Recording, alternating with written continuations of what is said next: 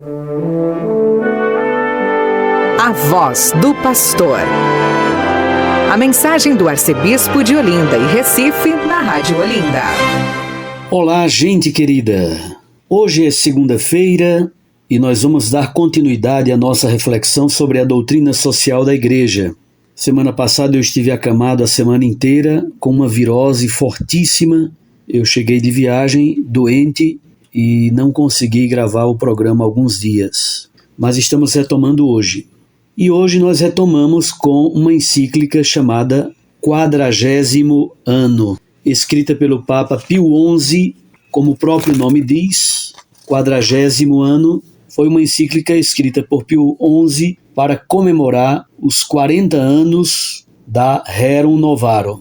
A Rerum Novarum que foi escrita por Leão XIII em 1891, portanto, em 1931 surge a 40º Ano. A 40º Ano tem uma dupla característica. Primeiro, ela retoma e defende a doutrina social e econômica que foi proposta por Leão XIII. E segundo, o grande objetivo que Pio XI tem na 40º Ano é o grande desafio da restauração de toda a sociedade em Cristo Jesus. Pio XI retoma vários temas acenados por Leão XIII, dá maior precisão aos termos, desenvolve melhor alguns temas, mas ele enfrenta situações novas, e é sobre isso que nós vamos tratar no encontro de hoje, o contexto no qual surge a 40º Ano, em 1931. Então, a encíclica Rerum Novarum, escrita em 1891, a 40º Ano em 1931. Portanto, temos 30 anos entre 91 e 31. O primeiro elemento fundamental do contexto é que nós estamos entre duas grandes guerras. A Primeira Guerra Mundial, entre 1914 e 1918, e a Segunda Guerra Mundial, entre 1939 e 1945. Aqui estão grandes desafios da sociedade ocidental no pós-Primeira Guerra Mundial, com uma grande crise do capitalismo liberal. Nesse intervalo aconteceu também a instauração do comunismo na Rússia, a Revolução Comunista de 1917 na Rússia, e surgem alguns regimes autoritários e despóticos, especialmente na Rússia, com Stalin, na Alemanha, com Hitler, e na Itália, com Mussolini. O fascismo italiano, o nazismo alemão e o comunismo, sobretudo aquele de Stalin, altamente violento e agressivo, que é uma novidade a instauração desses regimes autoritários. Esse é um primeiro elemento fundamental. Estamos num período do entre duas guerras. Segundo elemento importante, depois da Primeira Guerra Mundial, acontece aquilo que alguns estudiosos costumam chamar de Segunda Revolução Industrial. Houve um desenvolvimento e um avanço industrial enormes.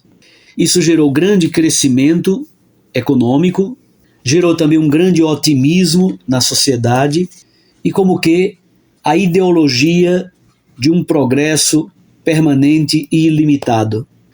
Por outro lado, também isso fez crescer enormemente as desigualdades sociais, os conflitos entre as classes, a concorrência entre as indústrias, cartéis entre as nações, e as condições de vida da classe operária, infelizmente, não melhoraram. Obrigaram a classe operária a se submeter a condições desumanas de trabalho impostas pela classe patronal, com uma aversão muito grande a toda e qualquer intervenção do Estado em favor dos trabalhadores. A concorrência entre as empresas começou também a produzir grandes diferenças entre as empresas, entre as companhias. Começaram a surgir grandes conglomerados de empresas e empresas menores que sofriam exatamente a concorrência com estes grandes blocos. Você pensa em uma bodega de esquina concorrendo com uma grande rede de supermercado. Você pensa em uma lojinha que vende produtos eletrodomésticos ou eletrônicos na sua pequena cidade. O dono daquela loja compra 3, 4 televisores. O dono de uma cadeia de lojas que tem 1000 lojas no Brasil todo, ele compra a produção inteira de uma determinada fabricante de televisão. Então, obviamente que ele pode barganhar os preços dos televisores. A concorrência entre as próprias empresas vai ficando cada vez mais desleal. Terceiro elemento, em torno da Primeira Guerra Mundial. Obviamente que a Primeira Guerra Mundial trouxe consequências sociais, econômicas e políticas trágicas para a humanidade. Além de ter sido um banho de sangue, é bom lembrar que na Primeira Guerra Mundial ainda não havia guerra nem digital, eletrônica, como temos hoje. Ainda não havia a guerra propriamente dita dos aviões e mísseis. Então, praticamente, a Primeira Guerra Mundial foi toda feita na base do tiro e do enfrentamento homem a homem. Então, a Europa viveu um banho de sangue, realmente. Sem falar que, associado à Primeira Guerra Mundial, aconteceu também a grande pandemia da gripe espanhola. A população europeia diminuiu assustadoramente, foi uma crise, um banho de sangue enorme por causa da guerra e também uma mortandade imensa por causa da gripe espanhola. Então isso provocou uma crise profundíssima também no capitalismo liberal. O fato é que, em 1929, aconteceu a quebra, o chamado crack, da Bolsa de Nova York, e os Estados Unidos assumem uma posição de destaque na economia mundial. Até a Primeira Guerra Mundial, os Estados Unidos não tinham grande destaque na economia mundial. Com a Primeira Guerra Mundial, os Estados Unidos tiveram que produzir muito para abastecer o mercado europeu. Quando terminou a guerra, em 1918, a Europa voltou a se reorganizar, a Europa voltou a produzir, voltou a trabalhar, e isso provocou, nos Estados Unidos, provocou uma crise de superprodução. Isso provocou a quebra de muitas empresas, o aumento do desemprego, a crise do crédito, a queda do preço nas ações, na Bolsa de Valores, a descapitalização dos bancos, quebra de indústrias. Foi um movimento assim como se fosse dominó derrubando pedra de dominó. Houve uma crise generalizada nas instituições liberais, sobretudo nos Estados Unidos. Uma crise profunda no sistema econômico ocidental. Um quarto elemento que vale a pena recordar nesse contexto que estamos traçando para compreender a encíclica 40º Ano é o surgimento de regimes totalitários. Sobretudo na Itália, apareceu o regime fascista de Benito Mussolini. Na Alemanha, o regime nazista de Adolf Hitler. E já disse, na Rússia, o regime totalitário, sobretudo de Stalin. Isso vem junto da grande crise econômica e dos seus impactos sociais no pós-Primeira Guerra Mundial. Mas associado a isso também está um grande sentimento nacionalista, ao fortalecimento das classes operárias e uma relação direta de resistência à Rússia por causa da grande ameaça do comunismo que surge na União Soviética. Pronto. O quinto elemento fundamental desse contexto é exatamente a Revolução Russa de 1917. Karl Marx, o grande pensador do mundo do socialismo, do comunismo, ele dizia que o socialismo seria uma fase posterior, quase como que a fase última de desenvolvimento do capitalismo. Ele imaginava que a Revolução Socialista aconteceria num país bastante industrializado da Europa Ocidental. Podia ser na Inglaterra, na Alemanha, por aí. Mas o fato é que a Revolução Socialista aconteceu num país marcadamente camponês, agrícola e pouquissimamente industrializado. Em 1917, a Rússia era camponês e pouco industrializado.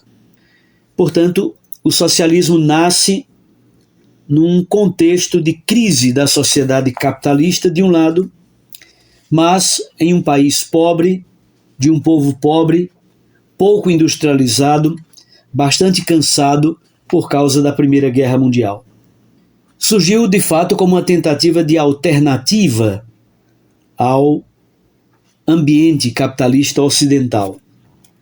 Mas, gradativamente, aquilo que surgiu como até algo interessante no primeiro momento, mas se torna um regime autoritário profundamente ditatorial.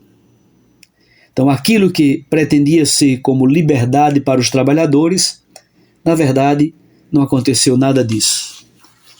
O regime comunista na Rússia, Lenin, por exemplo, em 1917, já começa fazendo a estatização de todas as terras passam a pertencer ao Estado, a estatização de todas as fábricas e a estatização de todos os bancos. Isso provocou uma grande guerra civil, uma grande revolta interna dentro do país e um grande colapso econômico. Lenin morre em 1924 e aí em 28 sobe ao poder Stalin. Aquilo que estava ruim piorou bastante. Stalin desenvolveu uma política de controle absoluto de toda a sociedade soviética. É verdade que houve alguns êxitos na Revolução Russa, contudo, na verdade, aconteceram grandes dramas e sofrimentos. Os custos, ou o preço que se pagou, foi terrível. A centralização extrema do poder, a repressão e o extermínio de toda a oposição, a tirania tão terrível, tão extrema quanto eram os antigos imperadores da Rússia, os czares. O número de vítimas condenadas à escravidão nos campos de trabalho forçado provavelmente é superior ao número daqueles que os imperadores antigos enviaram para o exílio lá na Sibéria. É, na verdade, um despotismo, uma tirania do Estado soviético. É nesse contexto que Pio XI, do pontificado de Pio XI, surge a encíclica 40º Ano. Exatamente, o Papa Pio XI demarca uma posição de autonomia, tanto diante do capitalismo liberal, ele é bastante crítico ao capitalismo liberal, mas é mais crítico ainda em relação ao socialismo, porque o Papa Pio XI tem um grande projeto de recristianização da sociedade europeia. Então, Pio XI demarca claramente uma fronteira, tanto em relação ao capitalismo liberal, quanto também em relação ao socialismo. Ele se afasta dos dois extremos. Ele busca um caminho intermediário entre o individualismo liberal e o coletivismo estatal. Exatamente porque o que ele quer é restaurar toda a sociedade, recristianizar a sociedade europeia.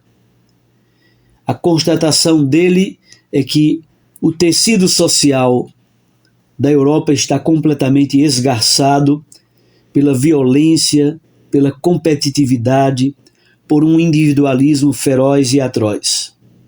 Ele pretende restaurar a ordem social, reformar as instituições, mudar os costumes, sobretudo buscando aquilo que ele chama de corporativismo cristão. Ele quer privilegiar os grupos intermediários, as comunidades reais e buscar, sobretudo, corporações de natureza profissional para ajudar os trabalhadores a se reorganizarem com valores cristãos. O grande projeto é um projeto de recristianização da sociedade e isso terá um papel fundamental no desenvolvimento desse projeto, aquilo que se costumou chamar de ação católica. Surge nesse período a ação católica, que é um grande movimento de leigos e leigas, e a ação católica é utilizada pelo Papa Pio XI desse grande projeto de restauração, de recristianização da sociedade europeia. É bonito perceber que o Papa Pio XI passa de uma postura defensiva, como reativa, como uma resposta àquilo que está acontecendo, para uma postura mais ofensiva, uma postura de conquista, de atuação do laicato por meio da ação católica. Então ele passa dessa postura de defesa para uma postura mais proativa, de defesa da verdade e da vida cristã, e buscando também um maior progresso religioso civil. Ele falava de um exército pacífico que combaterá a gloriosa batalha pela defesa da pregação do reino de Cristo, que é reino de justiça, de paz e de amor. Amanhã trataremos do texto, do conteúdo propriamente dito. Por hoje ficamos com esse grande contexto, assim ajudando a compreender o ambiente no qual surge a encíclica 40º Ano.